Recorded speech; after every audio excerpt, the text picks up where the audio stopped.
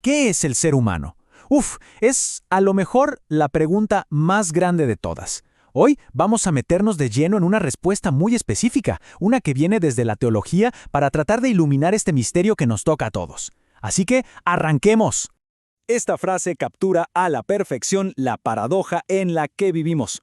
O sea, existimos, respiramos, hacemos cosas, pero ¿de verdad nos conocemos? Parece que esa idea de entendernos por completo, de saber de verdad quiénes somos, siempre se nos escapa. Hay un antiguo mito chino que lo cuenta de una forma increíble. Dice que a cada persona la sigue un espíritu, y en el preciso instante en que esa persona se da la vuelta para verlo, para conocerse, muere. Este relato nos muestra el peligro que las culturas antiguas veían en el autoconocimiento total, como si el misterio fuera una condición para poder vivir. Bueno, con esto entramos de lleno en el tema. Lo primero que hay que entender es que, antes de ser un problema para la ciencia o la filosofía, el ser humano es, para sí mismo, el mayor de todos los enigmas. Entonces, a ver, si mirarnos de frente es como mirar al sol, un riesgo que nos puede dejar ciegos, ¿cómo se supone que nos entendamos? ¿Qué camino nos queda? Y justo esa pregunta nos da una pista de por dónde seguir. Pues parece que la clave está en la comparación. Muchas veces para saber lo que algo es, lo primero es entender lo que no es. Así que para tratar de definir al ser humano, vamos a empezar comparándolo con lo que tiene alrededor. Y acá es donde todo se pone interesante. Biológicamente se podría decir que el ser humano es deficiente. Nos faltan los instintos fijos que guían al resto de los animales. Pero paradójicamente, esa carencia es nuestra mayor fortaleza. Esa falta de seguridad instintiva nos da la libertad para actuar conscientemente, y no tener un entorno fijo es lo que nos obliga, nos empuja a crear cultura. Ok, ya nos separamos del animal. Pero ahora la comparación se vuelve interna, porque la pregunta vuelve, pero ahora entre nosotros mismos. Si no somos todos iguales, ¿qué nos hace humanos cuando nos encontramos con otros que son distintos? Si uno mira la historia, es clarísimo cómo fue cambiando esta idea de humanidad. Se pasó de definiciones súper cerradas, donde ser humano era básicamente ser de mi tribu, a una lucha larguísima por un concepto universal, una humanitas, que nos incluyera a todos. Y la verdad fue un camino bien difícil y doloroso. Y bueno, ahora llegamos al nivel más profundo de todos. De la comparación biológica y cultural pasamos a la comparación definitiva, el ser humano frente a lo divino. Frente a lo divino es ahí donde nos damos cuenta de nuestra propia escala, de lo pequeños que somos. De hecho, la palabra humano viene de humus, de tierra. Somos terrenales, mortales, frágiles. Como decía un poeta, somos el sueño de una sombra al lado de la eternidad de Dios. Esta comparación nos pone en nuestro lugar. Y esta frase de San Agustín marca un antes y un después. Es un punto de quiebre total. Con él, la pregunta ¿qué es el ser humano? Deja de ser una investigación hacia afuera. Se vuelve una crisis interna, existencial.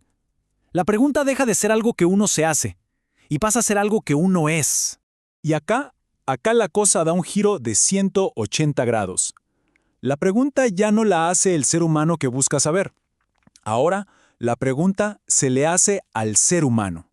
Desde afuera, a través de lo que la teología llama una vocación, un llamado divino. Pensemos en los ejemplos, que son muy claros. Moisés, Jeremías, Pedro. Ninguno de ellos se conoce a sí mismo meditando en una cueva. No. Se conocen cuando se les enfrenta a una misión que les parece imposible. Es en ese choque, al ver lo que se les pide, que de repente entienden su propia pequeñez. Y la respuesta que reciben, rompe con toda lógica.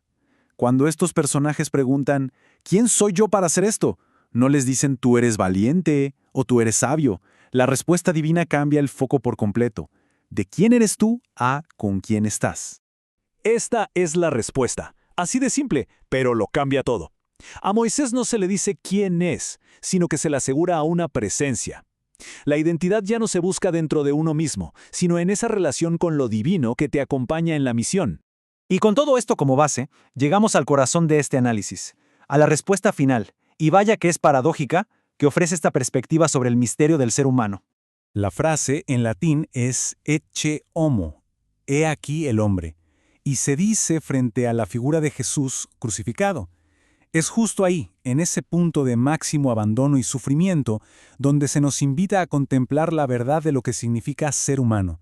Pero a ver, ¿de qué humanidad estamos hablando? No es un ideal de perfección, para nada. Es una humanidad súper concreta, que se encuentra en la compañía de los marginados, los rotos, los que la buena sociedad dejaba de lado. Él se hizo uno con los que no contaban para nadie. Y justo en esa imagen, en la figura del crucificado, es donde ocurre una doble revelación al mismo tiempo. Y es realmente impactante. Por un lado, ecce homo. Miren al ser humano en su miseria, en el abandono más absoluto. Pero al mismo tiempo, ecce Deus. Miren a Dios en la realidad de un amor tan inmenso que se mete de lleno en ese mismo abandono para acompañarlo desde adentro.